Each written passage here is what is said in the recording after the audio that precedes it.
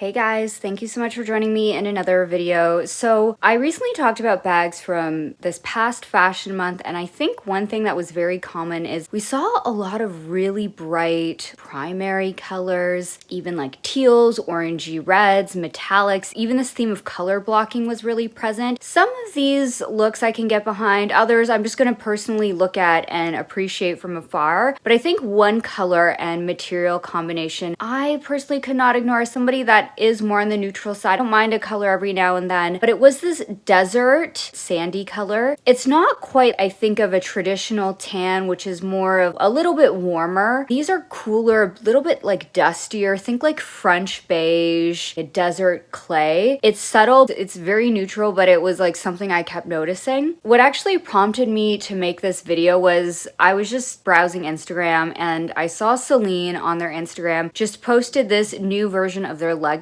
Personally, I'm still trying to wrap my head around the flap detail of this bag, but regardless, it caught my eye. It immediately reminded me of during the Phoebe Philo era. She had a lot of really bright colors during the Celine era, moments of colors and color blocking and patterns and texture, but then there were also these tonal neutrals that became signature of that bag, as well as I think that era. This like soft dune tone. It was really prominent in the luggage line, other bags as well, and I think in 2025, 2026, we're seeing Michael Ryder bring back a hint of that more in the suede, and it's a little bit more tactile, a little bit more lived in. And this isn't just Celine, like so many brands are doing this. We saw in the spring summer 2026 runway this color. Hermes, of course, they had this really gorgeous Birkin in this similar desert sand suede, really beautiful. And again, it fits so perfectly with their theme of this like equestrian French desert, but they mixed in a series of colors as well, these reds, these purples, these oranges. It just felt like it was in this in-between world of something really elegant and luxurious, but also rugged. Now, Chanel was interesting to me because when I think of Chanel and their materials, when it comes to leather, like lambskin, caviar, even like the distressed reissue leather, I also think tweeds, even like patent finishes,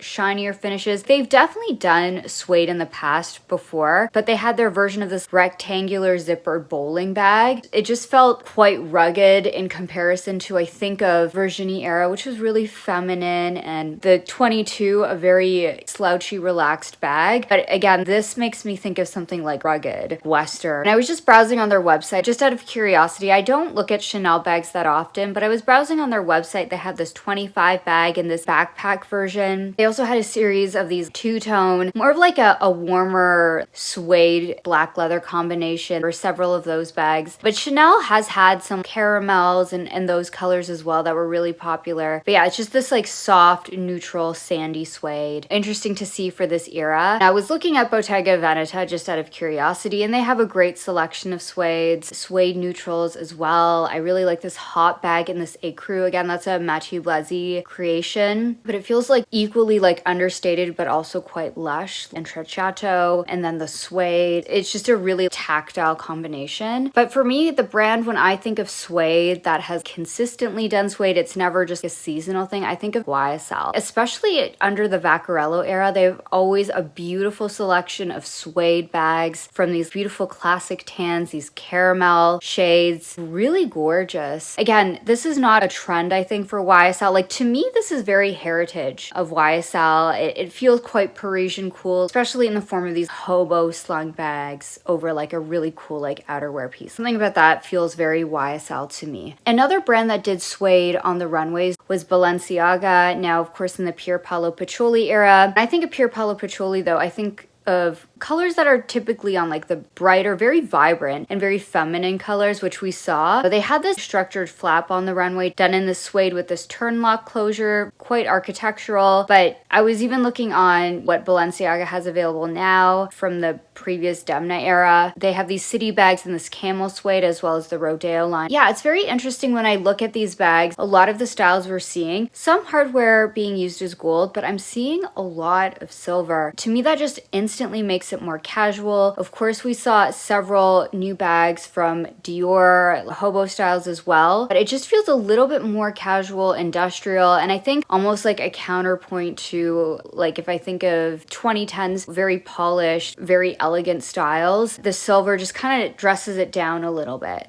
We also saw Ferragamo. They had their hug bags. Now, I'm not really an expert on this, but I thought, is this embossed suede? I'm not an exotics expert, so you can correct me down below. I don't think this is mattified alligator or like a croc, but again, I don't know. If I had to guess, it looks like it could be an embossed nubuck. I've seen YSL do this before, but I thought it was worthwhile mentioning because it is more of that kind of sandy color. There are a lot of brands that have often done like suede, brown suede, we've been seeing forever and ever, and sometimes we'll see more of this kind of sandy suede, but it just felt so present on the runways this season. I think a brand that has been doing this for quite some time, though, I talked in my most recent video about Ralph Lauren. They've done an abundance of suedes, like that kind of rugged Western look. It is very quintessential Ralph Lauren. Of course, they always have an abundance of browns and all different beautiful types of neutrals. But I talked about Ralph Lauren's bags when talking about Vogue's October issue. And then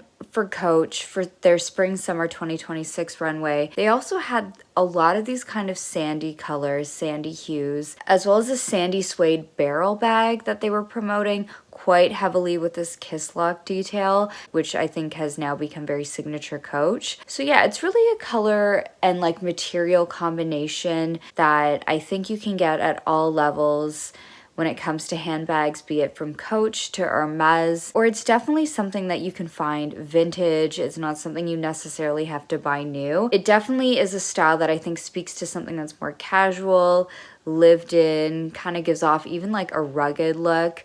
And we're seeing a lot of handbags, I think, this season on like a more extreme end, like really like worn in, beat up, almost destroyed when looking at Demna to Chanel. For me, I feel like suede overall is not something I have delved into seriously recently. When I was younger, I definitely had suede bags in the past, but I just think of my lifestyle and live in Canada, the harsher weather here.